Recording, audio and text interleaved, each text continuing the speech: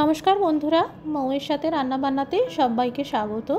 গরমকালের সময় বিকালে বা সন্ধ্যার দিকে হালকা ফুলকা কম মশলাদার কম ভাজাভুজির জলখাবার খেতে ইচ্ছা হয়, বানাতে পারেন এই দই ফুলকি। ভারতের উত্তরপ্রদেশ সহ লখনৌতে এই দই ফুলকি খুবই প্রসিদ্ধ এবং জনপ্রিয়। একটি মিক্সিং বোলের মধ্যে 200 গ্রাম বেসন নিয়ে নিলাম। আপনারা চাইলে যে কোনো ব্র্যান্ডের বেসন ব্যবহার করতে পারেন। স্বাদমতো লবণ দিয়ে মিশিয়ে নিলাম। দিয়ে দিলাম কুচানো পেঁয়াজ, সামান্য লঙ্কা কুচি দিয়ে দিলাম, সামান্য থেতো করা রসুন।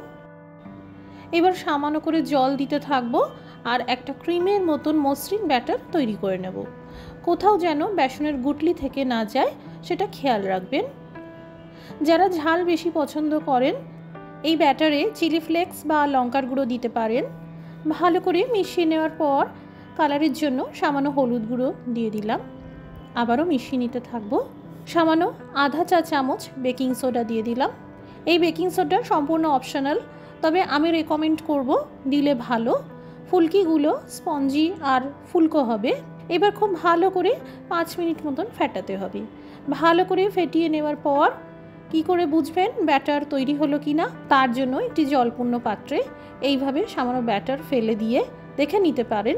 এইভাবে যদি ভাসতে থাকে বুঝবেন ফুলকির জন্য ব্যাটার একদম পারফেক্ট তৈরি হয়েছে।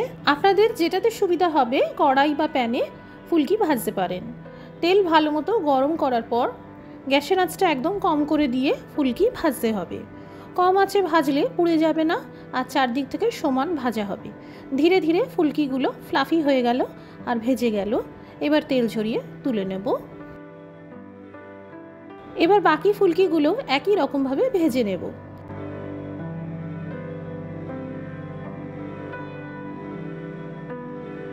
এই দেখুন ফুলকির ভিতরটা কতটা সফট হয়েছে আর সেই সাথে ভেতরের পেঁয়াজ কুচিটাও ভেজে গেছে। একটি পাত্রে 2 গ্লাস মতন জল দিলাম, সামান্য কুচানো ধনেপাতা দিলাম, এরই সাথে 1 চামচ করে লবণ আর চিনি মিশিয়ে দিলাম। কয়েকটা কাঁচা লঙ্কা দিয়ে দিলাম। যে যতটা ঝাল পছন্দ করেন সেই বুঝে লঙ্কার ব্যবহার করবেন। এবার এই ফুলকিগুলো দিয়ে ভিজিয়ে রাখবো, বেশিক্ষণ না, জাস্ট 3-4 মিনিট মতন। ফুলকির সাথে জলের লেভেলটা একদম সমান রাখতে হবে। খুব বেশি জলে ফুলকি ভেজাবেন না, না হলে অত্যধিক নরম হয়ে ভেঙে যেতে পারে। একটি পাত্রে 200 গ্রাম ফ্রেশ টক দই দিয়ে দিলাম। দই ফুলকি বানাতে কোনো টকালো বা অত্যধিক ঝাঁঝালো দইয়ের ব্যবহার কখনোই করবেন না, এতে দই ফুলকি খেতে ভালো লাগবে না। দিয়ে দিলাম লাল লঙ্কার গুঁড়ো আধা চা চামচ, সামান্য থেতো করা রসুন, সামান্য ধনেপাতা, স্বাদমতো লবণ, 1 চা চামচ ভাজা জিরের গুঁড়ো। এই দই পাতলা করার জন্য দুধের ব্যবহার করলে সব থেকে ভালো, কারণ জল মেশালে একটা জলকাটা ভাব চলে আসবে, সেই সাথে দইয়ের স্বাদটাও ফিকে হয়ে যাবে। 200 গ্রাম দই পাতলা করতে আমার 120 ml দুধ লাগলো। এদিকে ফুলকিগুলো জল সোক করে নিয়েছে। এবার খুব আলতো হাতে সাবধানে চাপ দিয়ে দিয়ে এইভাবে জল বের করে নেব আর দইয়ের মিশ্রণে দিয়ে দেব। সব ফুলকিগুলো জল বের করে দইয়ের মিশ্রণে দিয়ে দিয়েছি। এবার আস্তে করে মিশিয়ে নিতে হবে। একটি বাটিতে প্রথমে এই দইয়ের মিশ্রণটা ঢেলে দিলাম। আমি আলাদা করে আরও দইয়ের মিশ্রণ বানিয়ে রেখেছিলাম। এতে কি হবে, খাওয়ার সময় ফুলকির সাথে দই ভালো পরিমাণে পাওয়া যাবে।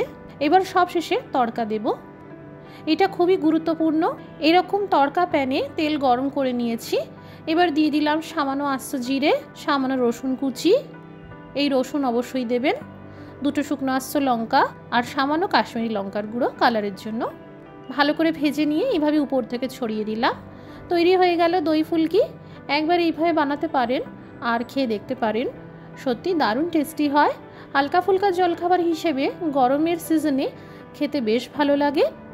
আজকের রেসিপিটি ভালো লেগে থাকলে শেয়ার করে দেওয়ার জন্য অনুরোধ রইল। সবাই ভালো থাকবেন, সুস্থ থাকবেন। Thank you for watching.